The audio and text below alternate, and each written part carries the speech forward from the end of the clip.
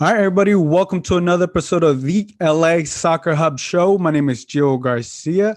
Today is Monday, April 5th. Hope you guys all had a great Easter weekend. I know I did. It was relaxing, it was enjoyable. I went to the beach, enjoyed my time out there. And today, this morning, news that there was an earthquake. I got a fun story to share about that. Did not know there was an earthquake. I thought it was something else. But as you know, Monday nights we talk LA Galaxy, and here coming back, we got Alicia Rodriguez. Alicia, how you doing? Doing well, Gio. How you doing? Pretty good, pretty good. So, did you know about this earthquake and what happened here in California? No, I was a little too far away from it, or I was sleeping too hard. One or the other. I'm not quite sure, but no, I missed the earthquake this morning. Yeah, so I didn't know it was an earthquake. So I got a little story to tell. So right before I went to sleep last night. I decided to crack my window, just enough to let some air in. Just Mhm. let some natural air, wind, whatever, come into my room. This is the first time I've done this. So I go to sleep, and all I remember just kind of just half awake, just waking up, and my window is like shaking. And my first instant is like, oh no, someone's trying to break in. And I'm like trying to like try to gather myself. And then I look at my window and like no one's there and it just stops. And then all I remember is just going back to sleep, and that's it. And then I wake up, I check Twitter, and Twitter's all like, "Oh, did you guys feel that earthquake?" Blah blah. So this whole time, I guess I either one, I thought it was a bad dream, or I really thought someone was trying to break in, and then ends up being ends up being an earthquake. So, but yeah, I was a little freaked out because I was like, man, I'm never gonna leave my window open like that. I was like, you give an inch, and someone tries to break in. I think you'd probably rather it be a minor earthquake than somebody actually breaking in, though, right? Exactly. Yeah. So it was interesting. I was sharing that so with like a couple friends, and they were like, "So you went back to sleep?" And I was like, "Yeah, I didn't see anybody, and it just stopped." And I, at the same time, I was half asleep, and I think the only thing I was paranoid is because I knew, I guess in the back of my mind, that I had to open my window for the first time. Obviously, there's a screen and stuff, but just waking up to that, I just thought it was hilarious, and I just looked back. I was like, man, what would I've done? Half asleep. There's nothing. I would have been done. Yeah. Well, thank goodness it didn't turn out that way. Yeah. What did you do for this Easter weekend? I worked pretty much, but I'm getting a couple days off this week, so I'm looking forward to it. Been working hard, double duty, soccer, a little bit of college basketball, so I'm looking forward to a couple days off coming up here. Yeah, you do such a great job. You're just all over the place covering the league, and you're really in the know. So I really enjoy having you here, and obviously Galaxy stuff, which is a lot to get into. Kevin Cabral, the game this past weekend, what the future looks like for this Galaxy roster, and so many more things. The good thing is, like, well, let's talk about the game. Obviously, I need to say this first. I did not watch the game. The reason I did not watch the game was because I was at the LAFC game. It was their game. So, as you know, but Alicia Rodriguez did watch the game. So, Alicia, tell us what you thought about this game, and your overall thoughts. Yeah, I would say the game that the Galaxy played on Saturday against Sporting Kansas City, the lineup was pretty similar to the first game against the New England Revolution. So quite a few young players, but there were a few starters or kind of experienced players who were mixed in with the group. So it wasn't a super youthful group, but it was still pretty young. And so as a result, I kind of took this result a little bit with a grain of salt, just because this is not going to be the group that we're going to end up seeing the Galaxy use when they open the season. We're going to see some of the players, and some of those players may be coming off the bench, but we're not going to see that starting lineup in at least to start the MLS season. Um, Having said that, I mean, it still was an opportunity for players to get game minutes, to kind of show what they could do together, to try to build up some chemistry. And I think this team is definitely in need of building up some chemistry. The problem is, like, half of the lineup still needs to come in and actually work on that. And with only a couple games left before the regular season starts, it's going to be a little bit tricky to find that chemistry. But hopefully, the returning group can kind of have a base and they can all kind of be on the same page with Greg Vanney, and hopefully they can then come in and start the season off well. But we'll see. But it was a 1-0 loss for the Galaxy. Gianluca Busio scored the only goal in the first half for Sporting. And I should say that Sporting had a pretty youthful lineup too. I think their lineups were actually pretty balanced on the day. Busio scored kind of a golazo. And so I don't really think that you can sort of say, oh, the Galaxy defense breaking down again. Oh, it's horrible. It was one of those goals where it's like, I mean, he literally did a give and go and kind of bloop touched the ball up to himself and then just smashed it. And, sometimes you give up goals like that. Like, that's just kind of how it goes. And I think that's not the kind of goal that you're necessarily going to be really ruining mistakes made over. It happens sometimes. Yeah, and I think obviously preseason games like this are hard to dictate, right? Because like you mentioned earlier, they didn't have their full roster. Obviously, players are still getting signed. We know Leject didn't play. We know obviously Jonathan Santos didn't play.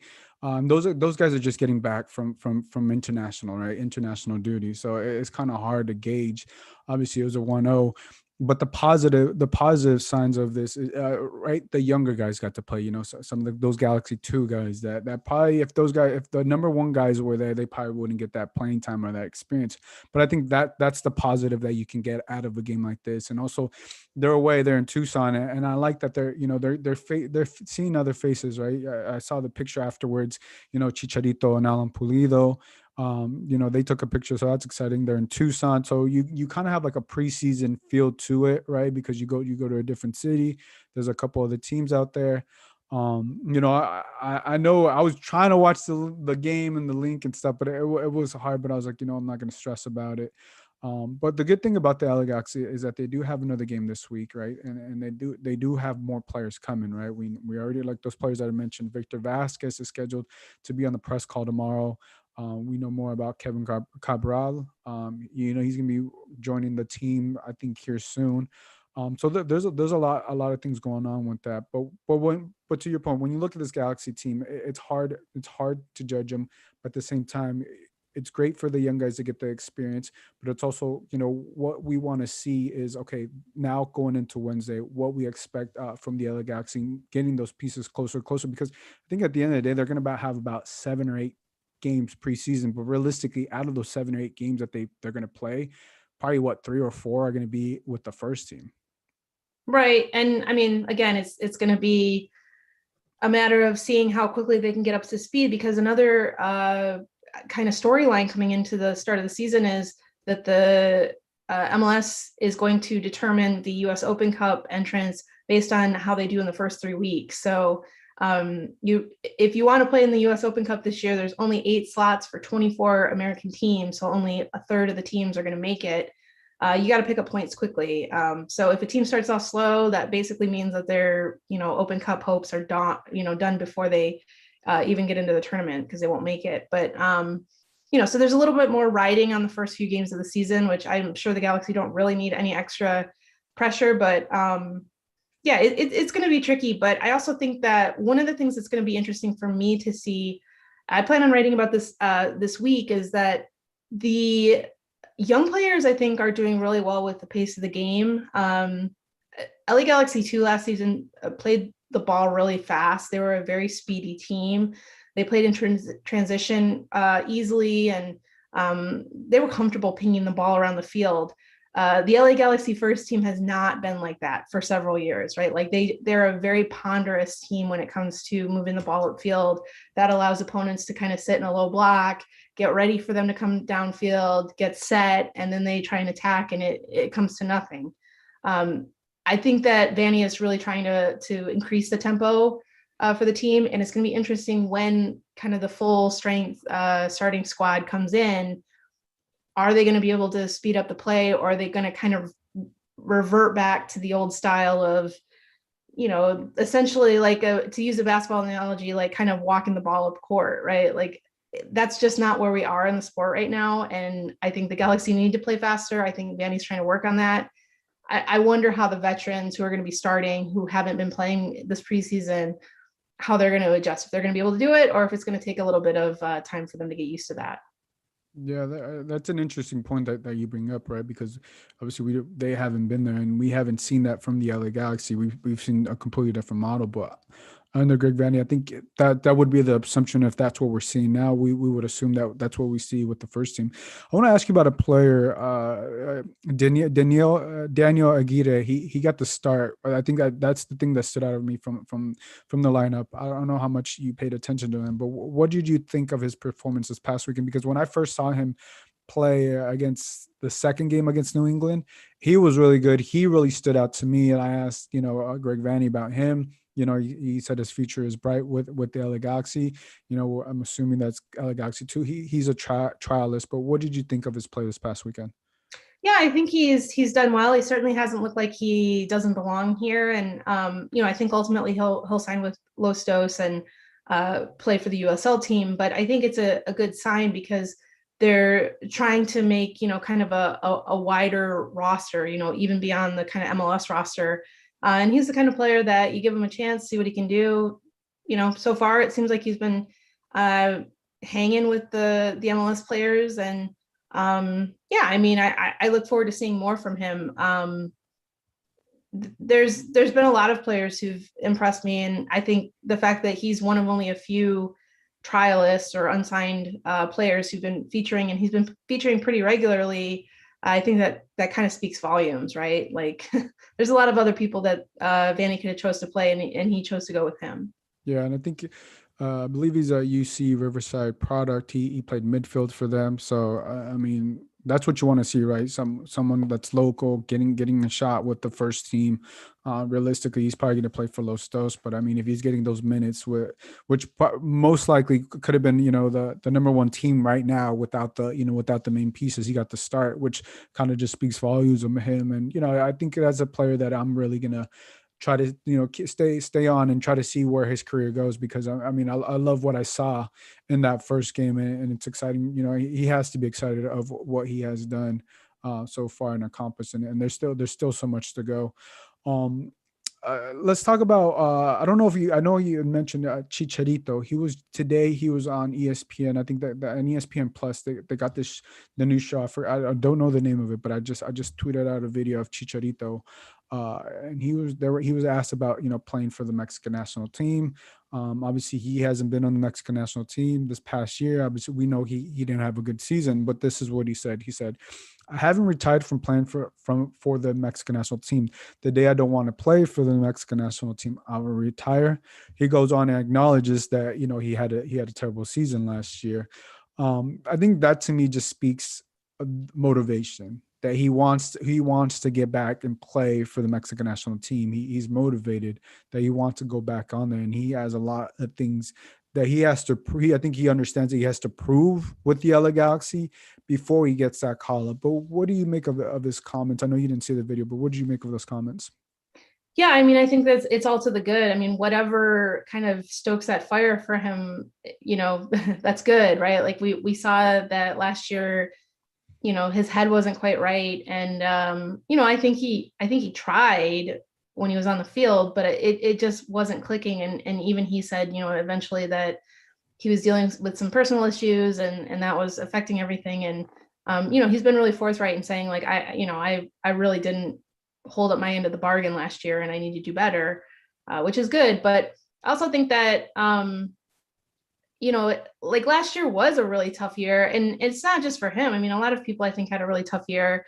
I think the fact that he's just such a high profile player, we come to expect that he's, going to perform no matter what. And the reality is, we all go through ups and downs in our lives, and that's normal. I think with the Mexican national team, I mean, I think that's a great attitude. And I also think that he has a great opportunity to get back in the team potentially if he plays well, because Tata Martino coached in MLS. He has no problem about calling up MLS players. This isn't a situation where the national team manager basically looks down on MLS and says, okay, well, it's a retirement league. Like, forget it. You're out. Like, he's going to keep an open mind. And, I think that that's good. That gives Chicharito that extra motivation. I would not be surprised, if he is really pushing for another call. I think he wants to end on a high. He certainly doesn't want to end his national team career like he has, where the end came out of nowhere, right? Like he's the all-time leading scorer, right, for Mexico. Yep. Yeah, like he doesn't want to just kind of go out quietly, on a Wednesday afternoon, right? Like he wants to have, the adulation, another go round, an opportunity to add on to that legacy that he's created. And I think he deserves it, but obviously it's a matter of playing well first and for your club, and then seeing if you can get that recall. So it's going to be interesting to see. Yeah, and I like, I like what he said, that to me just spoke that he is focused. That's one of his goals that he has, he wants to do and has to prove. And if Chicharito makes it for the national team, you would assume that he's been killing it with the LA Galaxy, right? He's been scoring goals and been doing all that, because that's the only way he's getting called up. Because you got Raul Jimenez, who's had incredible, who this past year he had an incredible year out in England. He was doing stuff in the Premier League. So I think that's part of the reason why Chicharito didn't also called up, because they have other options. Yes. They have other options at the number 9 spot. Unfortunate for him, because if Chicharito doesn't do something amazing, he doesn't get back to his old form, there's no way he's gonna get called up, because Raul Jimenez is the number 1 guy at the number 9 spot, and he should be. Right now Chicharito is not even on the list, but he could definitely get on the list. He could definitely get there, potentially get that starting role. But first he has to do his job here. He has to do his job with the LA Galaxy. But everything he's saying, I love it, because you have other players like Carlos Vela who had to shied away from the national team, which is, I think it's a little bizarre, because you see players like Ronaldo, you see all these top players that they also still want to play for the national team, and that's a forefront. And I think I like this, and I like that Chicharito has this on his mind. Ronaldinho in the chat says LA Galaxy MLS Cup champs easy. I don't think it's going to be easy, but It's a bold call. All right. Yeah, it's a bold call, but he is an LA Galaxy fan, so there's nothing wrong with that. But nothing about a championship speaks easy to me. But I like the positivity. I like that you're supporting your team, but it's not going to come easy, and there's still a long road ahead for that. Another player that everybody's at least the LA Galaxy I've been waiting for is Victor Vasquez. Greg Vanney has talked about Victor Vasquez. Essentially, what I'm understanding, he's going to be the point guard that's going to distribute the ball well to Chicharito when he's going to read those runs. These are just paraphrasing here, but those are the things that Greg Vanney has said. It looks like we may find out more tomorrow when we speak to him, but it looks like he may play on Wednesday. What do you think of the LA Galaxy finally having Victor Vasquez? I think it's really important, and kind of going off what we were talking about with Chicharito, the things that he's played in 2 of the 3 preseason games that we've been able to see so far. I think Chicharito has done a really good job of creating a couple chances per game with his teammates. Usually he sets up a teammate. He hasn't really been getting his shot off very much so far. He had 1 chance against Sporting that clanged off the crossbar and looked like it was about to go in, and it missed. So he was this close to scoring the other day. But for me, I'm really eager to see how Vasquez helps facilitate the attack, because basically what we've seen so far has been like no upgrade over what we had last year, for the Galaxy. And so there's no fluidity to the offense. Everything ran through Christian Pavone, and if it didn't run through him, it was a set piece or nothing. And so we haven't really seen a ton of like fluid attacking motion so far. You can definitely see the patterns of play that Vanney is trying to implement. It looks like so far what they're doing is they're trying to go wide as often as possible, look for a cutback pass, not crosses, more cutbacks and that kind of thing. Maybe some give and goes around the edge of the box from the wide flank, that kind of thing.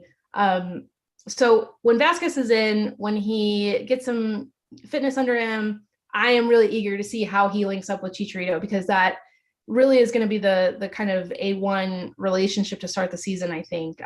Obviously, they can't do it by themselves. I'm also curious to see how many minutes Vasquez is actually going to be able to play, since he's getting pretty old. He's had some injury issues in the past, but right now he's kind of like the primary player right now that the Galaxy needs. So if he's going to be doing most of the playmaking duties, I am very eager to see how he looks with the side. Yeah, I think I am too, because that's what, like I said, Greg Vanney has mentioned his name multiple times. This is Greg Vanney's guy. He played with Greg Vanney in Toronto, so Greg Vanney knows what he's getting, understands the quality of his quality of play. And also, to your point, I think we potentially may see him for 30 minutes. I don't know. I'm just going off the assumption that's how many minutes Jorge Villafana played when he played his first game back. So I don't see him playing more than that. I'm assuming if we go with the assumption that he will play on Wednesday, whether he starts or comes off the bench, it's really going to be hard to judge a player off for 30 minutes, right? Right. So it's really going to be hard, but I think, he still has to get his legs under him. And I think after we were able to see him play a full game, I don't know if that's going to be. I don't think that's going to be Wednesday or Saturday when they play. Maybe their final preseason game. You would assume. Obviously, we don't know what he's been doing out in Europe, wherever he's at. We don't know. Obviously, we know he looks in shape. I know Galaxy posted a video of him running, but being in shape and being in game shape, it's a completely different story, right? When you're running full 90 minutes sprints up and down. But yeah, this is a player I'm very excited. I'm very excited to see, and also another player that I'm very excited to see to play alongside Chichitos, Sebastian Leject. Sebastian Leject has been so consistent with the U.S. men's national team. We know he scored 2 goals, before he came back with the LA Galaxy, and I want to see if Sebastian Leject can continue his form and if can continue bringing that with the LA Galaxy, because I feel like if Sebastian Leject's also scoring goals, it's just going to open up things for the LA Galaxy. Yeah, for sure. And we've talked before about how it's going to be interesting to see where Leject plays on the field, if he's going to be given a more attacking role like he typically has for the United States. He again, I think this is kind of a make or break season for him on the club front. If he can really get going, I think that can really potentially elevate the Galaxy. Who knows, make them, championship contenders potentially. If he's playing at kind of the country level that we've seen him do again and again and again and again, and make the United States, make him a key player for the US. He's obviously a key player for the Galaxy too, but he's played a slightly different role. He's played on struggling teams. He's played with coaches that really don't seem to be trying to get the best out of him. So, it's going to be really interesting to see what role Vanney plays Leject at, and how he's able to get involved in the attack. I have a feeling that Vanney's style of play is going to be really beneficial for Leject, but we have to see how it actually looks on the field. But yeah, I'm excited about that. If Leject can score some goals, Vasquez was actually a pretty decent scorer for Toronto too.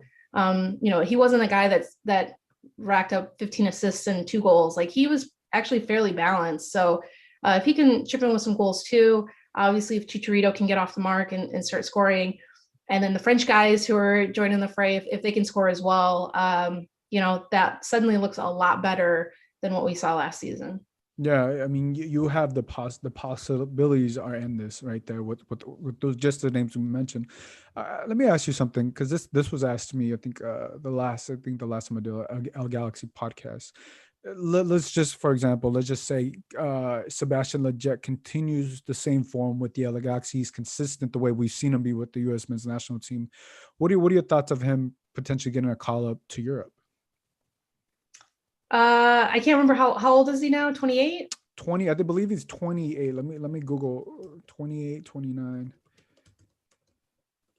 Let me go his age. He's 28 years old. Yeah, you're correct. 28. I would say probably not, but you never know. I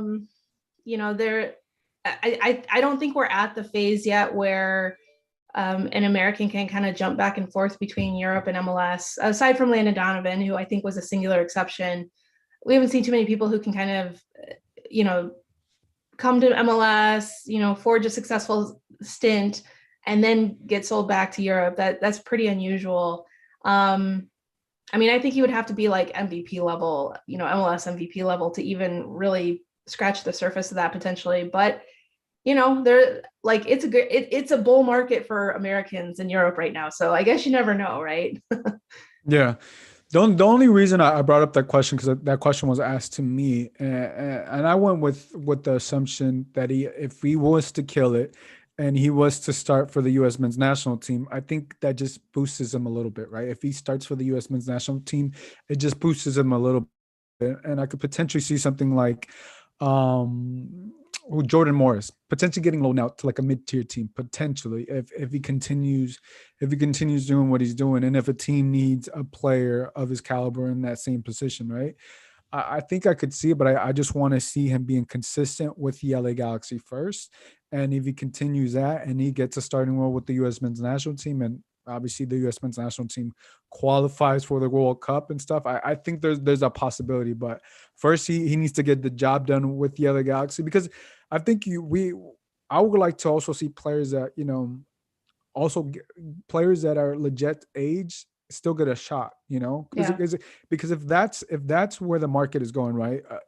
Young American players, and legit can just be, that like, for example, he could be the unicorn, he could be the odd man out. Not only is legit, I think legit right now is doing two things. If he continues with the U.S. men's national and starts, he proves that you can be an MLS player and start for the national team when there's a bunch of European players going out there. He gives hope to other MLS players because he's the only one that's been consistent. They got to do your job. And I think he also opens a door for other players that are his age to also get looked at potentially for Europe. Those are just Right. some of the thoughts that I see.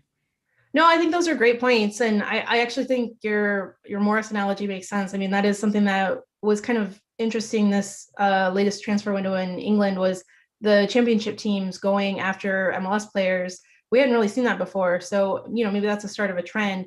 I think American players generally are cheaper, although I don't know if Leggett would necessarily be cheaper, kind of on that scale. But even so, I also think that you say like it's possible. It's possible. Of course, it's possible. I think where I kind of make my pronouncements, it kind of comes from a place where the conventional wisdom says, right? Like conventional wisdom says a Portuguese team is not going to buy a 28-year-old American.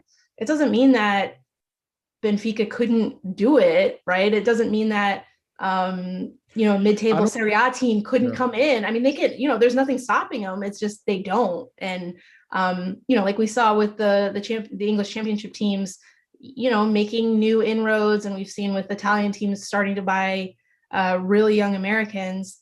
Who knows? Maybe this is a brave new world, and we'll see much more action regarding all MLS players moving forward. Yeah, I don't know if he could get, if they may buy him. I guess I should have been more clear. I think I was thinking more along the lines of being loaned out, like Right. Jordan Morris, and I think I could see that being loaned out, more of an option than a team buying him, because if a team were to buy him, he would have to, just have a breakout season with the Galaxy, and then also with the U.S. men's national team, he continue what he's doing and more. But I think the possibility is there for him for him to get loaned out, and I think, like I said, it just opens the door for so many more different things.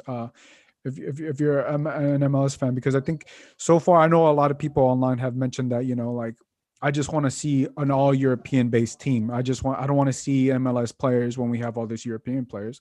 And I'm kind of on the opposite side of that, because I feel like, no, we should see some MLS players, because you kind of want your league to at least have some type of players, right? I understand that Europe is a different level, but I think what Sebastian Leject is doing is opening the door for more MLS players to get that shot. Yeah, if you're good enough, you're good enough, right? Like regardless of what league you're playing in, I don't think that should be the only determinant. I mean, I think that's one of the most annoying things about the Euro snob who sort of looks down on anyone who plays in MLS. I mean, the quality of MLS has risen substantially, right? Like an incredible amount. And I think a lot of people who turned against MLS they just don't see games, and so they don't really know how to, it's not the highest level, but is it a good level? Yeah, it's a good level. Like it's probably a lot better than you think. And I'm also not somebody who's like, oh, MLS, but I think you have to take a balanced approach. If you're good enough, it doesn't matter what league you're playing in, what team you're on. All that matters is that you fit in with the team and you contribute well. And if you can do that, then so be it. Yeah, if you're good enough and you're scoring on international level, I mean, it's hard. It's hard to score, no matter where you play. But if you're scoring, and that's what Legit is doing, and I'm loving what he's doing. I just want him to continue doing that. Now, obviously, let's talk about the French winger. Yeah, obviously, news broke today. Tom Bogart tweeted out some information, and this is a quote. He said, "The LA Galaxy are finalizing the acquisition of French winger Kevin Cabral from Valenciennes FC." Pronounce that wrong. One source says the fee is about a bit more than the reported $5 million. So that looks like pretty much is official. Obviously, it hasn't been official by the LA Galaxy, but we're assuming that that's going to be it. He's coming. Another thing that adds to this, I don't think that necessarily he's not gonna. I don't believe he's gonna be a DP player. I think the option of having the U22. I think Yeah. that's the thing that they brought in. What was the U22 initiative? So he won't necessarily count as a DP player because he's under the age. He's 21, I believe. So he's under 22 years old. So this works out great for the LA Galaxy. Because you don't have to use a DP spot and you still have a DP spot. The other thing is you spent $5 million, more than $5 million. So I'm assuming it's 5 point something, 6.7. I don't know if, it's more than $5 million. So they got the left winger, which they needed. And you're going to have the two French wingers. They don't have to use a DP spot, but they did spend more than $5 million. What do you think of this news? I mean, I haven't seen him play, but on paper it sounds pretty good, right? Like it all kind of comes together. Everything sounds like he's going to be what people around MLS are calling young money. In the U22 initiative. It's going to be interesting to see how teams use it. I like the fact that the Galaxy are moving quickly to take advantage of the new rule. For a long time we saw the Galaxy kind of be the standard bearers when it came to new roster roles. Like a lot of roster roles were made explicitly for the Galaxy, right? But they kind of fell behind in recent years in that regard. And so it's nice to see them kind of, be among the first teams to take advantage of this rule. We'll have to see how it goes. I was looking at his stats earlier. So he plays in the French second division for Valenciennes. Pretty good level. A lot of young, talented players do come out of Ligue 2, so not a league to necessarily sniff at. Looked like he had scored 10 goals in a little over 30 games so far this year, or the season. That's good. A goal every 3 games or so is a pretty good clip. So that looks promising. That's one of the things that when I look at, like, especially wingers, and you look at their production in the past and you see like, oh, he's played, 80 games and he scored 2 goals. It's like, ooh, that looks not good. And, you could still be a provider or something like that. But, usually if you have a player in an attacking position, you want to see him actually scoring. Looks like this guy's in good form right now. So I think that's a great sign. I also think that, it may sound kind of simple, but I think if he joins, I would hope that he and Samuel Grandsir can kind of, help get acclimated to the Galaxy, to the United States, to MLS together. Just because they're compatriots doesn't necessarily mean that they're going to be best friends, but hopefully that would give them, a way to sort of adjust to a new place and not feel like they're all by themselves, on a new team. So I don't know if that was by design necessarily, but I think getting 2 French wingers could turn out to be a good decision in that regard. But we'll see. Yeah, it makes it interesting. It makes it fun. The LA Galaxy obviously have had success, with French players in the past, and they've become some fan favorites, with Alan Sandrini. So I think, and obviously this is the left wing, which was the most talked about for the LA Galaxy. Who's going to play? Is it going to be Pavone? Obviously right now it doesn't look like it's Pavone, but I think the door is still open. The Galaxy don't look like, they've closed the door from the people that, I've talked to, I've asked about Pavone. They haven't closed the door on Pavone. They haven't said that, but they haven't shut it down, is what I'm saying. They have not shut it down. They haven't confirmed or denied, but they haven't shut down the Pavone situation. But I think when you spend $5 million and I think the offer for Pavone was $10 million. Is that how you're justifying it? $15 million for 2 players if they do end up getting Pavone, or is Kevin Cabral going to be the left winger in the open DP spot? You're just going to see where you could use it going forward, right? Because it would say the summer transfer window happens here in a couple months, from when the start of the season is. And are you just going to hold on to the DP spot and see where you need to potentially use it? Because Kevin Cabral could be the guy and be the left winger, or he could not be. But I'm assuming when you're paying $5 million, you expect him to be the guy. Obviously, you expect him to be the starter. So I think I could see the LA Galaxy holding on to that third DP spot until the summer. Yeah, I think they know at this point they have to be flexible based on Pavon's situation. So I think that's what they're going to be. But I also think that they can't afford to just add a couple players and be like, okay, well, that should work. Like they need to be pretty aggressive. I mean, I'm curious as far as kind of the transfer outlay, and we'll only know this in hindsight, right? Like how much they end up spending in transfer fees in the end, because if they do spend 15 million, that's going to be huge. And then, you couple that with, I think Chicharito was 8 million last year, right? So that's a lot of money to spend in a pretty short amount of time. I think Chicharito was like 9 or something, 9.10, almost $10 million for his transfer. A lot. So it's going to be interesting. Again, in hindsight, we really can't say at this point because we're kind of in the middle of the stream. But if the Galaxy, if Dennis Ticlos and Greg Vanney sort of went to ownership and said, like, we need investment. Like, have you seen what we've been doing the last 5 years? Like, we need to actually spend some money here. And maybe they said, okay, fine, because they kind of tightened the belts for several years, and we're trying to be kind of smart with the market, and they really failed pretty miserably, in that regard. So we'll see how that turns out. But that's going to be an interesting, I think, narrative through the season is to see how much they actually spend in transfer fees, and then how well those players actually perform too, of course. Yeah, because I think this is right. They obviously, most teams in MLS, it's not like the NBA, right? You and I are both familiar with the NBA. We know what the numbers are. We can assume we essentially we can judge, and so can fans judge what the GM and all that stuff does. And I just wish, I know I've said this before, but I just wish soccer, the MLS was that way, because we wouldn't have to go off assumption. We'd know how much each general manager is spending, and yada yada yada, right? But we just have to go with what we work with. Obviously, it's not as transparent as I think we all would like, but yeah, it makes it interesting. Like, right, how much money are you actually going to spend, right? If it is $5.9 million or $6 million for Kevin, right? And say he works out, he doesn't work out, and you do bring in Pavone, and then you got to spend another 10 million just to bring him over here. That's at least $15 million if we're going off the numbers that we assume, Right. a fair estimate. $15 million for two left wingers. That's a lot of money in the MLS. That's a lot. That's a lot of money. Even 5 million is a lot. Like 5 million is not something where you can say, well, if it doesn't work out, oh well. 5 million is a big investment by MLS standards. So you want to be pretty certain you're going to get it right.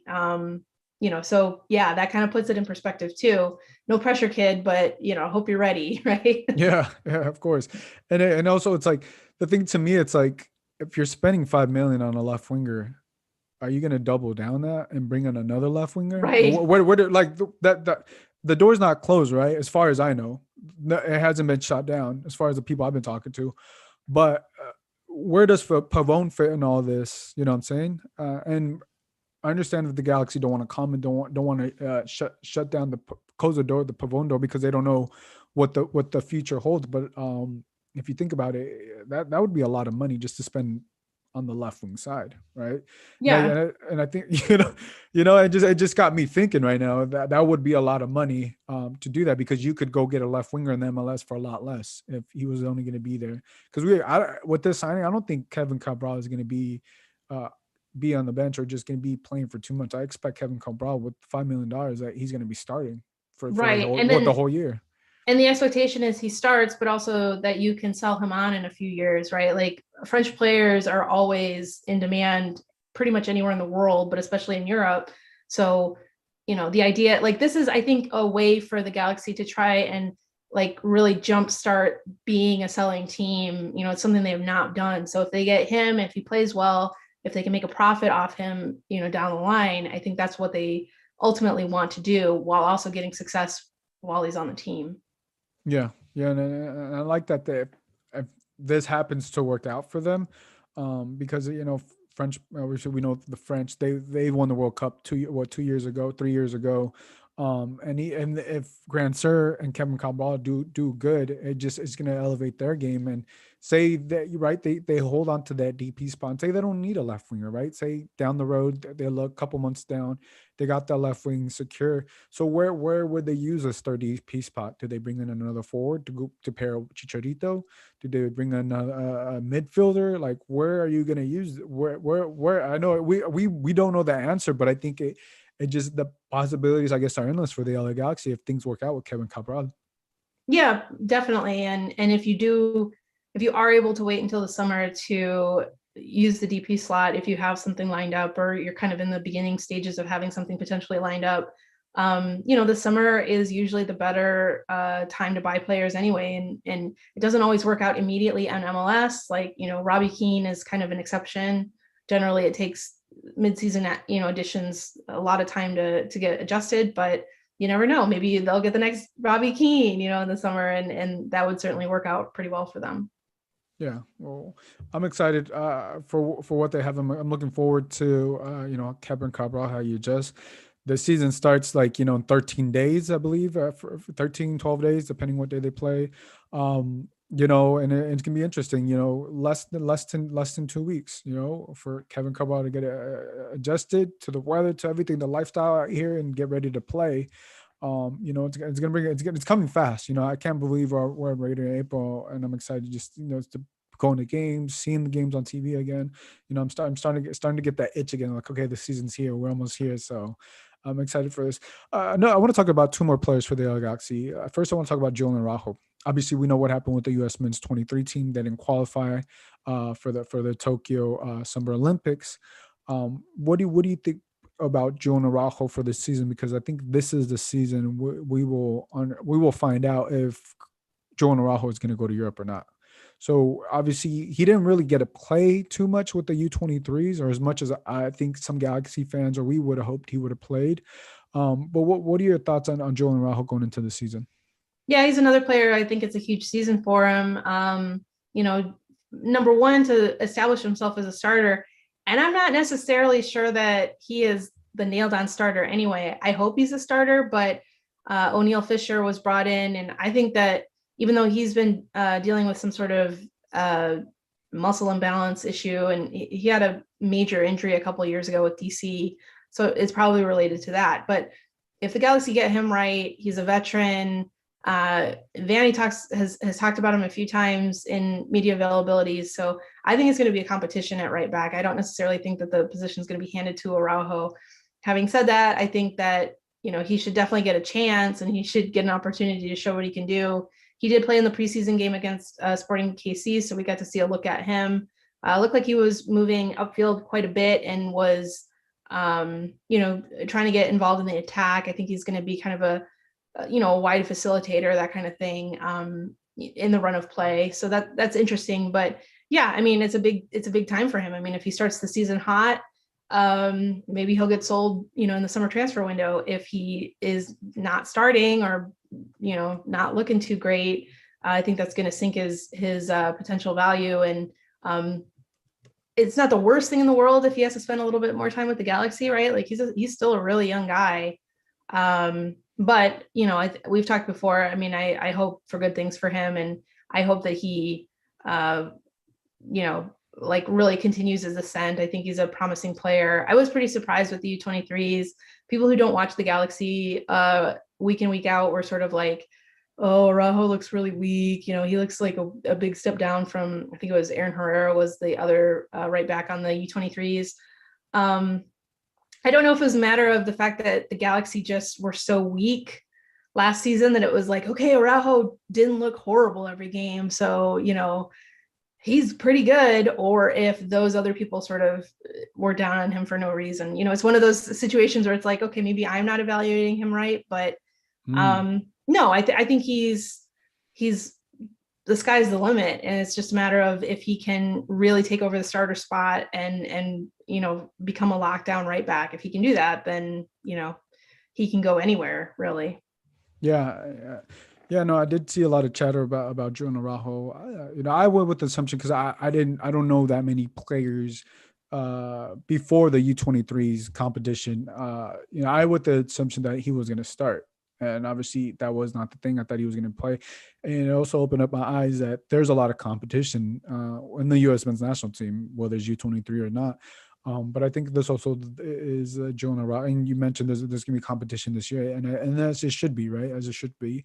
And I think this is the year for Jonah Rajo to, obviously we know what he's done, but we want to see Jonah Rajo take the next step, right? Take the next step forward, because if he is, we do want him, if that's his goal, is to go to Europe and to get to the next level. I do want him to see him clean up the things that, obviously the little fouls and everything that he didn't need to commit. If he cleans that up and he stays aggressive, the one thing I like about Rajo, he plays like a grown man. He when he plays and he's not necessarily a grown man necessarily, no disrespect, but he's playing against 30-year-old, not the 40, but he's playing against 30-year-old men. I mean, it's Zlatan, right? Zlatan is almost there, but he plays like, he's at the age and he's at the level. If he cleans up what he needs to clean up, I mean, like you said, he's very promising, and the offers will just come. So I don't know if is that going to happen within 2 months, within 2-3 months, when the summer transfer window. I think we're gonna have to see. He's also gonna have to have a spectacular season if he will leave the summer. But I think whether it's this summer transfer window or the next summer window, I think to me, this could be or should be Jonah Rajo's last season, right? If we see the trend of Americans, how they're getting pulled left and right, I think it's fair to say that this should be Jonah Rajo's last season with the LA Galaxy if he does everything right, and I don't think that's too far. I don't think that's too far-fetched to say that. Justin Estrada in the chat says, I think the Galaxy should spend their DP spot on an overall midfield spot. Okay. Yeah, I mean, we'll have to see how the midfield comes together. I think that's one of the big kind of mysteries. I imagine there's going to be a lot of rotation this season, but I don't know. I mean, it's kind of that's partly why these preseason games coming up are going to be so interesting, because we may get a first glimpse of how Vanny's going to line up with his first choice guys, and I don't really know necessarily who he's going to pick. So could they use an upgraded midfield? I have no idea at this point. Maybe. So I think that's one of those things that once we see some games, we see what is working and what isn't. We're definitely going to have a better sense. And I think I would imagine that a lot of MLS teams are going to wait until the summer this year to do their shopping, because I talked to one GM on another team, and he said basically, unlike most seasons, this MLS season, you're only going to have played about a third of the games before the summer transfer window comes up. So you have plenty of time to, still like games to play and, things to improve upon, from the summer transfer window. So I think there's going to be a lot more action this year than there normally is in the summer. Yeah. There definitely is if you want to make those moves. Obviously, talking about the midfield, Jonathan Dos Santos, we know this is his final contract here with the LA Galaxy. We saw him; he got minutes with the Mexican national team. Right, if the LA Galaxy are going to have a successful season, we expect Jonathan Dos Santos to also have a successful season. I expect him to have his best season yet. What are some of the expectations that you potentially have for JDS? Well, I mean, I think we've hit a trend, right? Like every player basically on the Galaxy who was on the team last year, we're saying you got to get better, right? Like even the ones who are halfway decent, it's like you got to get better. And Jonathan Dos Santos definitely wasn't halfway decent last year. He was a major disappointment. I think he needs to get back to best 11 status, and he was, right there in 2019. I think anything less than best 11 status is a huge disappointment, and I think if he's not playing at something approaching best 11 status, then that's a scenario where the Galaxy probably need to look for another midfielder, quickly. But he's a player who has shown quality in the past. It's just he's been really inconsistent. If he can get back to his best, then I think that helps the team substantially. And if he can't, I think that's going to drag the team down. And that is the sign of a good player if the quality of their play, depending on what extreme they're on, that's kind of where the team goes.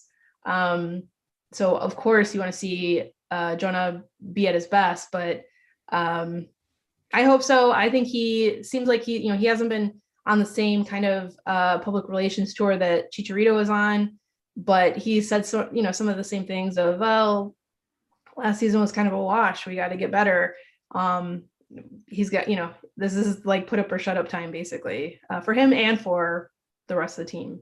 Yeah, and I think also Jonathan Dos Santos. Maybe it's something he can't control, but he has to stay healthy. We know what he can do when he's healthy. But if he can't stay healthy, I mean that excuse is no longer there for him. You know Well, what I'm saying? that's what's really concerning is, he's kind of injury prone. Vasquez has been injury prone. Sacha Kljestan has not been injury prone, but he's, pretty old. So it's like if those are going to be some of the key players in your midfield, then that's a huge risk, right? Like hopefully it works out, but if you get 2 or 3 of them injured at the same time, I mean that's a big issue for the team, I think. Yeah, and like health is going to be key. Health is key for any team, right? Any team competing, Right. but especially for Jonathan Dos Santos, because this is the one way to keep your job and stay in Los Angeles is by staying healthy and helping the team succeed, and you playing them every single game, right? You can miss a game here and there, but for me, if Jonathan Dos Santos does not play what 98, 99%, I don't know what the rate or what the percentage to be, but almost every single game, if not every single game, and doesn't do something impactful, because I know what he can do for the Mexican national team. I know I've seen him do it there. And if you can't get the same Jonathan Dos Santos that you get in the Mexican national team with the LA Galaxy, Jonathan Dos Santos should not be with the LA Galaxy after the season. It's plain and simple, because there's just too much talent out there. He's also a DP. He has to prove. I don't think he's proven he's worth DP money. He's worth that DP spot, and obviously he's not getting younger. But for the better of Jonathan Dos Santos, I'm very optimistic for him. And I think, this whole team is motivated. This whole team is motivated. When we have a whole team of motivated guys, you would assume, you would hope that, hey, you're going to get the best out of every single player. And, you're going to maximize everybody's potential. And I think what I've seen so far from them, obviously we haven't seen them all play, but I just want to see as much as the players we can see play, where I think they play tomorrow or Wednesday against Colorado Rapids, and then I think Saturday they play against Real Salt Lake? Okay, yeah, I did that right, against Real Salt Lake. So as much as we can see from the starters, I think Kevin Cabral may not be there, but if Grand Sur is available, if I don't know if Derek Williams will be available, but as much of those guys, we're assuming Jonah, Efrain Alvarez, as much of those guys that we can see starting Wednesday and then Saturday, to actually get an idea, and obviously, to what potential this team actually has, Yeah, for sure. I mean, like I said, the first game was that we got to see, was interesting because we got our first like minutes at all of seeing any kind of Galaxy team. The last 2 games have been a little bit less, just because we're seeing most of the same faces or very young lineup, and it's hard to really gauge what they're going to look like. So the next 2 games are going to be huge as far as getting any kind of sense of what the lineup is. For example, I wrote a season preview. I had to write a season preview early last week. I made a starting 11, and I was like, I really have no idea what this is going to look like. So I told my editor, I was like, I am definitely going to change this Galaxy lineup because I have no confidence of what I picked. There's, I think a good 6 or 7 guys are pretty straightforward, but there's a few spots that I'm like, oh, I have no idea right now. So I am going to wait until, we get a little bit closer to the time to actually firm up something that I think. You're probably going to have to wait like 2 hours, like an hour before the game, because things are just changing so much. But I would say like a couple of days before the first game, and honestly, because that way we actually know who's here and stuff. But it's interesting because I think we want to see them play first, right? Because it's hard to judge. But you can, right, off of who they sign, we can place them. But I think to me is always the eye test. It's always okay. Yeah, they signed you, but how do you actually look on the field? How do you, because some players,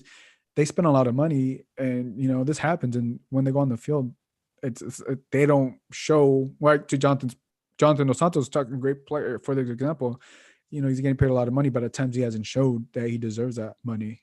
So I think we just want to see them all play, give them a fair system. 1 or 2 games, and maybe 1 game for some guys, but hey, we're gonna have to go off that 1 game and assess you off that 1 game, because that's just what's gonna happen. Yeah, for sure. And with a new coach, that's partly why, preseason, a lot of times it's like, it doesn't matter, who cares, it's no big deal.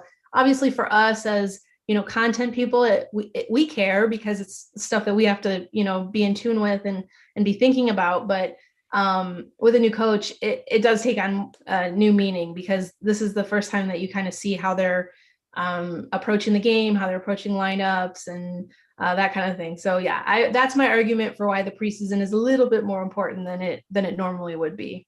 I completely agree on that. Justin Estrada, he says if Jonah comes back next season, I think it's on a TAM deal, not a DP contract. But if he has another sluggish season, I think he's going to retire after this season.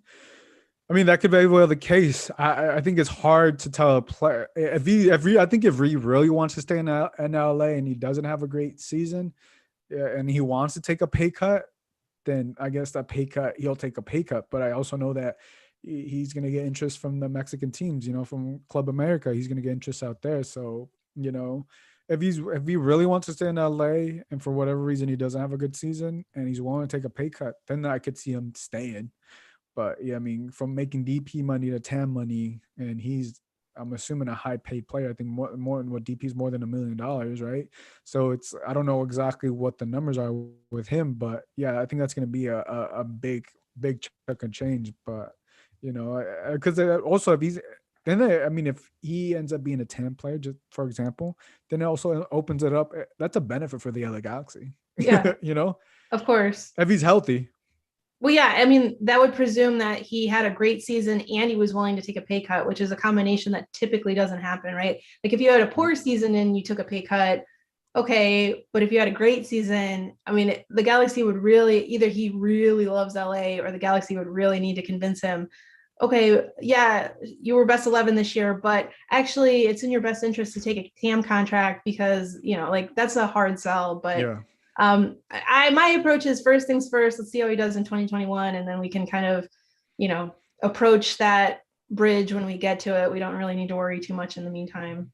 Yeah, and just to close things off here, the player that really stood out to me and how vocal he was Jonathan Bond. Like I said, I didn't watch this game this past Saturday, but I don't know if he stood out to you. I don't know if you heard him the first game against New England Revolution. But he really stood out to me, how vocal of a leader, how he was, telling the players on the defensive end, where to move, where to be in space for when the ball to come. He was also when players were on the attacking side, his voice was very prominent, right? And that's something that the LA Galaxy didn't have last season with either of the two keepers. And I think that really stood out to me. Were you able to hear him this past Saturday? Yeah, for sure. I think one of the position battles is done, and that's at goalkeeper. I think Bond is going to be the starter, barring injury or something. He looks like he's in control. And while Jonathan Klinsmann has been getting playing time in the preseason, I think that Bond showed so far in the preseason why they brought him in. He's older. He's somewhat more experienced. I mean, admittedly, he has not played a lot of games in his career, but he's older, he's more familiar with leadership and that kind of thing. Like you said, I think he's a natural leader. I don't necessarily get that sense from Klinsmann, and I'm not sure that that's just something that I've missed just because I've been watching on TV, and maybe he is a fantastic on-field general, but I think that Bond is a substantial upgrade, like you said, over anything that they had last year, and at this point over Klinsmann too. So to me, it looks nailed on that Bond is going to be the starter. Yeah, I'm with you. Even after just seeing one game, Jonathan Bond looked great. I was like, he's going to be the starter, right? I know it was one game, but the reason why I felt that way is because I think it was like at the 60th minute or 70th minute, whenever it was when they played that first game, Jonathan Klinsmann came into the game as a goalkeeper. But the stadium was just quiet. He was. It was. You you're able to tell the difference because the Jonathan Klinsmann wasn't as vocal as Jonathan Bond. You heard Jonathan Bond in every single play, almost every single play. And that's what they didn't have last year. And I think to me, that is the biggest difference. That is the biggest difference. And I think the LA Galaxy, especially on the defensive end, we know how many struggles the struggles that they had last year. They need that vocal leader in the back. More than a center back. You need someone to have your center backs back. And that's a great goalkeeper and to keep their players in the line. And I think Jonathan Bond is that guy. He showed that. Like I said, I didn't watch the last game, but from what we're talking about, it looks like he did the same thing. And I think that's the LA Galaxy have been missing this year. And to me, Jonathan Bond, is a lock. He's a bearing injury, but I really like him. I really do feel like, they got that spot secure. Now it's filling every single piece, but because that is, I think we can say that now, that we haven't been able to say this about the LA Galaxy, that we feel good about the goalkeeping decision with Jonathan Bond at goal. Yeah, I mean, it's been a really limited sample size, but yeah, I mean, I think it makes sense to have him, be the starter. We'll see what it looks like when the games that count actually come up. But yeah, I mean, I think you raise a really good point about the leadership too, because that's one thing that the Galaxy have really struggled with in recent years is they, like, when you watch games, they don't really have a lot of vocal leaders, right? Like that's kind of why they would, kind of sink in on themselves when the going got tough. They would kind of just collapse, and there weren't guys who were running around, grabbing each other by the scruff of the neck and like, come on, let's fight, let's go. And yeah, that was just kind of a vibe that pervaded the team. So hopefully he helps counteract that, and hopefully they get a couple more guys who can kind of raise the intensity level on the field too, and not kind of collapse into a shell every time something bad happens to them in a game. Yeah, and I think there's a difference from yelling at your teammates, but also educating your teammates or helping them out. And I think from just the one game, right, the small sample size that I saw, telling the players where to be. Hey, so and so is on your right. Hey, this player's over here. That helps out so much because you have eyes in the back of your head. Right. That just tells a difference. That to me just tells a difference. The other guys are obviously going to get scored on. Obviously, they're going to lose a game, right? It happens. This is what happens. But I think them having a general there with Jonathan Bond, which I've seen, and V does that throughout the whole season. You just like you won't expect this. I don't expect to see the same things. When they get scored on, they just put their head down. No, I think you're gonna have someone. Hey, let's keep going. You need to keeping everybody accountable. And I don't think they had that.